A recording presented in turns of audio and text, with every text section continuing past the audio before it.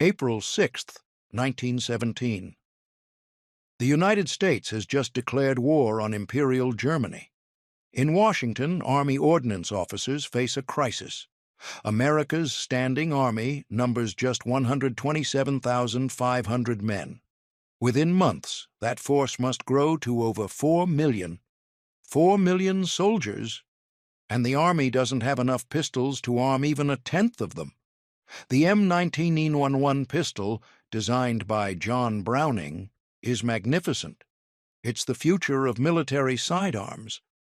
But even with Colt, Remington, and multiple contractors running production lines around the clock, there's no way to manufacture enough of them in time. The math is brutal. America needs hundreds of thousands of pistols immediately, and the factories can't deliver. Inside the Ordnance Department, panic sets in. Officers huddle over production schedules, crossing out delivery dates that become more impossible by the hour. 100,000 M1911s by June? Impossible. 200,000 by August? Not even close. The Wilson administration has promised to mobilize 4 million men, but what good are soldiers without sidearms? A junior officer suggests rationing. Issue pistols only to officers and military police. The senior staff dismisses it immediately. You can't send men to war half-armed and expect to win. Another voice in the room proposes waiting, delaying deployment until production catches up. That suggestion dies even faster. The Germans are winning. The French are collapsing. The British are bleeding out in Flanders. America doesn't have time to wait. Then someone mentions the obvious solution everyone has been avoiding: commercial revolvers. Colt and Smith Wesson have been making them for decades. Their factories are already tooled, their workers already trained. If those companies could modify their existing designs, the decision is made in minutes. Make the call. Both companies. Tell them we need revolvers chambered in .45 ACP, the same cartridge as the M1911. Tell them we need them now, not in 6 months, not after extensive testing. Now. The emergency call goes out on April 7, 1917, less than 24 hours after the declaration of war. At Smith & Wesson's headquarters in Springfield, Massachusetts, Joseph Wesson receives the War Department telegram. He's the son of the company founder, and he understands what's being asked. The government wants them to take their second model .44 hand ejector, a commercial revolver designed for rimmed cartridges, and make it work with the rimless .45 ACP round. The problem is immediate and obvious. Revolvers extract spent cases using the rim. The .45 ACP has no rim. Without a rim, the cartridge won't position correctly in the cylinder. Without proper positioning, it won't fire reliably. And even if it fires, there's no way to extract the spent brass. The entire mechanism depends on that rim. Wesson gathers his engineers. They have days, maybe weeks, to solve a problem that should take months of development. The deadline isn't flexible. American soldiers are already boarding ships for France. They need pistols before they land. One engineer suggests machining a shoulder into each cylinder chamber, allowing the cartridge to headspace on its case mouth instead of a rim. It's elegant, it might work. But it doesn't solve the extraction problem. Another proposes a completely new extractor system. Too complex, too time-consuming. They don't have the luxury of redesigning the revolver from scratch. Then someone remembers a device used by competitive shooters, the half-moon clip. It's nothing revolutionary, just a thin piece of stamped steel bent into a half-circle with notches that grab cartridges by their extractor grooves. Shooters use them to speed-load revolvers during matches. What if? The room goes quiet. It's so simple it seems impossible. 3 cartridges on 1 clip, 2 clips per cylinder, 6 rounds total. The clips hold the rimless cartridges in place for firing. The clips provide something for the extractor to grab during ejection. One solution fixes both problems. Wesson orders a prototype built immediately. If this works, Smith & Wesson can start production within weeks instead of months. If it fails, the Army's emergency becomes a catastrophe. The race is on. At Colt's factory in Hartford, Connecticut, engineers face the same impossible deadline. Their solution follows the same path. Adapt the new service revolver, incorporate the half-moon clip system. The Army asks Smith & Wesson to share the patent freely with Colt. In wartime, competition takes a backseat to survival. Both companies will use the same loading system. Standardization matters more than profit when your nation is bleeding. The modifications begin. Cylinders are bored to accept 45 ACP. Extractors are adjusted for the half-moon clips. Finish work is simplified, dull blue replacing the polished finishes of commercial guns. Smooth walnut grips replace checkered rubber. Every shortcut that doesn't compromise function is taken. Speed is everything. Smith & Wesson finishes their first production run in the first week of September 1917, just 5 months after the emergency call. Colt follows on October 24, 1917. The guns are stamped United States property and shipped immediately to training camps. The official designation, M1917 Revolver. The unofficial expectation, temporary stopgap, used just long enough to win this war, then quietly retired and forgotten. Nobody expects it to last. June 1918. Somewhere in France, a lieutenant from Pennsylvania cradles his newly issued M1917. It's his first combat deployment, and he expected to receive an M1911. Everyone wants the modern automatic. Instead, he gets this revolver. It feels like being handed outdated equipment, a weapon from the previous century rather than the current one. His first firefight changes everything. The M1917 is heavy, nearly 2.5 pounds. That weight soaks up recoil. The 45 ACP cartridge hits hard, the same round that made the M1911 legendary, but in the revolver it feels more controlled. The double-action trigger is smooth, consistent. Pull, fire, 6 shots, then reload. The half-moon clips, once he figures them out, allow for surprisingly fast reloading. 3 seconds to drop 2 spent clips, 3 more seconds to load 2 fresh ones. Not as fast as dropping a magazine and slamming a fresh one home, but faster than he expected. And there's something else.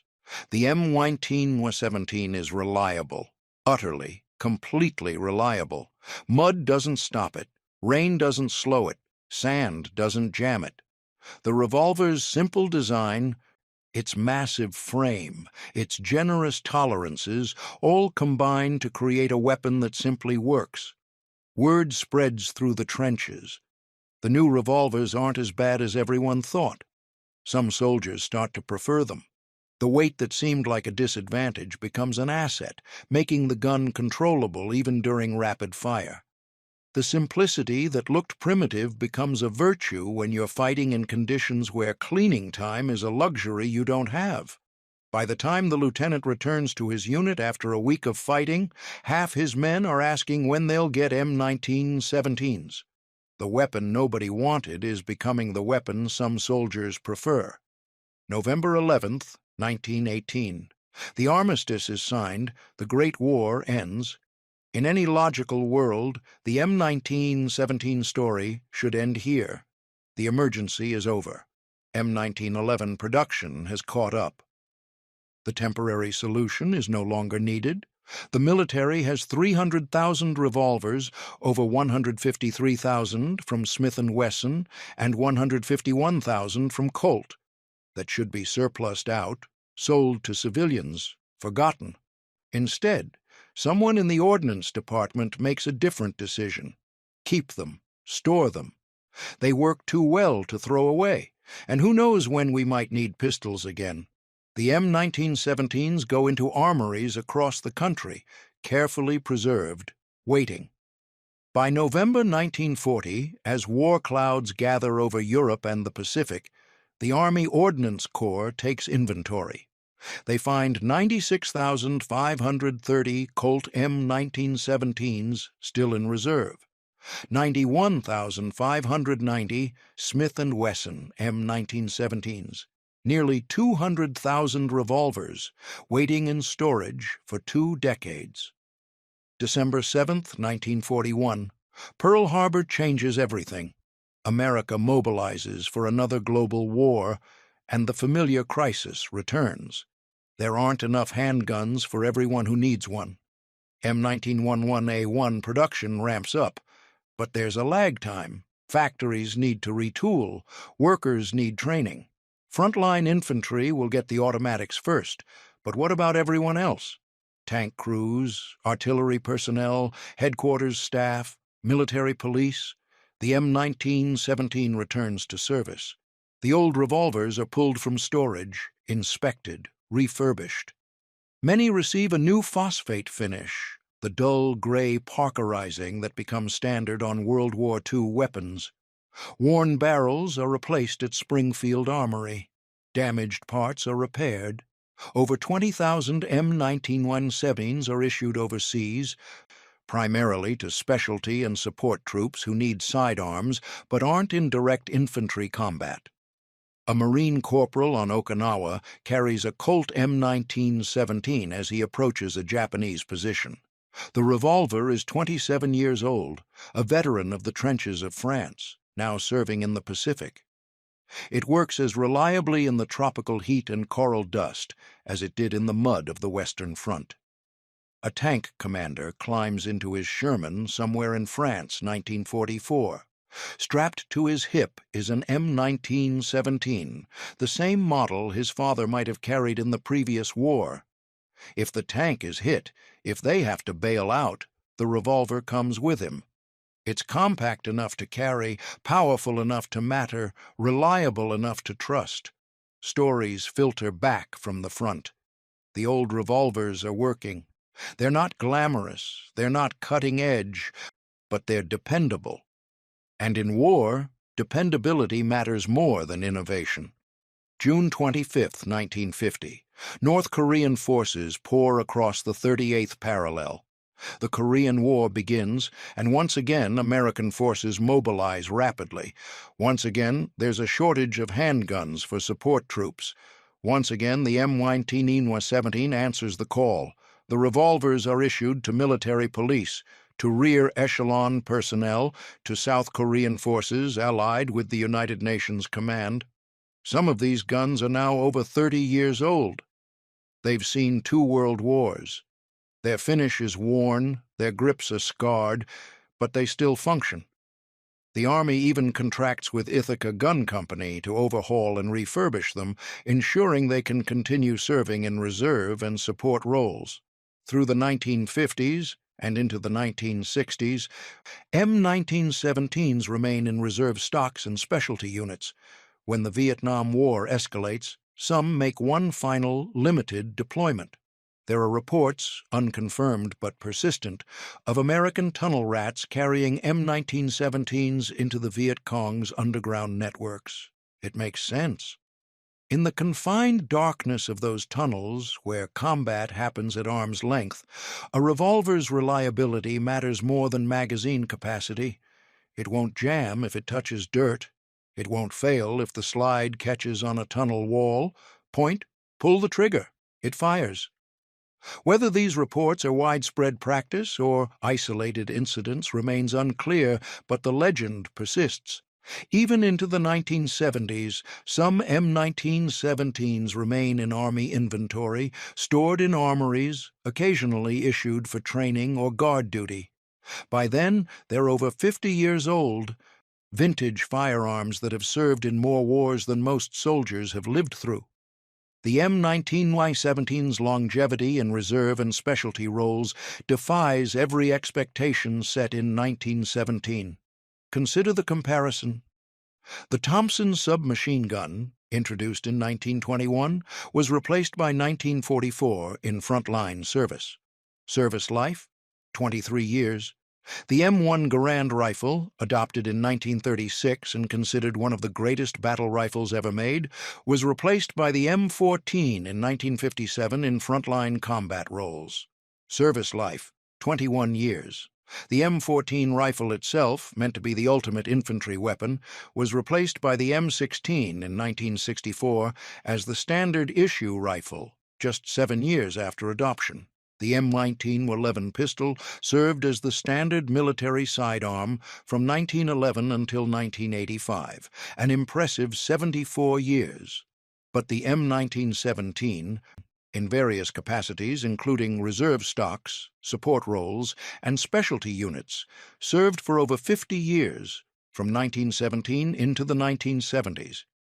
And unlike the M1911, which was designed from scratch as a military sidearm, the M1917 was just a modified commercial revolver rushed into production during an emergency. It was never supposed to last this long. What explains this unlikely endurance? The answer lies in the weapon's fundamental design philosophy, or rather, its lack of philosophy. The M1917 wasn't designed to be revolutionary. It wasn't engineered to push boundaries. It was simply good enough, built from proven commercial designs, constructed with generous tolerances that allowed it to function under adverse conditions. That good enough quality became the source of its strength. The M1917 didn't need constant maintenance. It worked when covered in mud, when exposed to extreme heat or cold, when neglected for years in storage. Its simplicity meant there was little to break. And as long as the Army used 45 ACP ammunition, as long as that cartridge remained in the supply chain, the M1917 could continue serving in reserve and support roles where cutting-edge performance wasn't critical. In 1937, Brazil ordered 25,000 Smith & Wesson M1917s for their military. These were designated the Modelo 1937, engraved with Brazil's national crest. Brazilian officers carried them when the Brazilian Expeditionary Force fought alongside the Allies in Italy during World War II. The Brazilians kept these revolvers in inventory for decades, possibly into the 1980s for ceremonial, training, or reserve purposes. Over 60 years of service from a design created during an American emergency. Some Brazilian M1917s were eventually re-imported to the United States in the late 1980s and early 1990s, sold as surplus on the civilian market. American shooters could buy, for a few $100s, a revolver that had served in 3 countries across 6 decades. In the 1950s and 1960s, surplus American M1917s flooded the civilian market through mail-order companies. They were sold as budget revolvers, affordable guns for people who wanted a reliable .45. Shooters discovered what soldiers had known for decades: the M1917 just worked. It became popular with police departments, with security guards, with anyone who needed a dependable large-caliber revolver at an affordable price. Today, over a century after its emergency creation, the M1917 revolver occupies a unique place in firearms history. It's not celebrated like the M1911. It's not collected like the Colt single-action Army. It's not romanticized like the Thompson submachine gun. It doesn't have the mystique of specialized weapons or the prestige of purpose-built military firearms. What it has is a record that speaks for itself.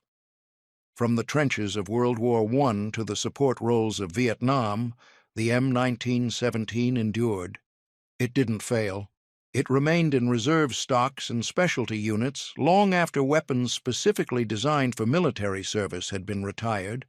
It simply persisted year after year, decade after decade, serving in whatever capacity was needed. The story of the M1917 is a reminder that in war, what matters isn't how innovative a weapon is, or how much planning went into its design. What matters is whether it works when you need it to. whether it functions when everything else fails, whether it keeps shooting when the situation turns desperate. In 1917, when Army Ordnance made that emergency call to Colt and Smith and Wesson, they expected to receive a temporary solution, a stopgap that would serve for a few years at most. What they received instead was one of the most enduring sidearms in American military history, serving in various capacities for over 50 years. A revolver that proved cheap, simple, and reliable can outlast expensive, complex, and temperamental every single time. The M1917 wasn't designed to be legendary. It was designed to be adequate. But sometimes, adequate is exactly what becomes legendary. The emergency revolver, the temporary solution, the forgotten stopgap, endured longer than anyone expected. If this story of unexpected endurance and battlefield reliability captivated you, hit that like button and subscribe to the channel for more untold tales from military history. Every weapon has a story, every soldier has a memory. We make sure neither are forgotten,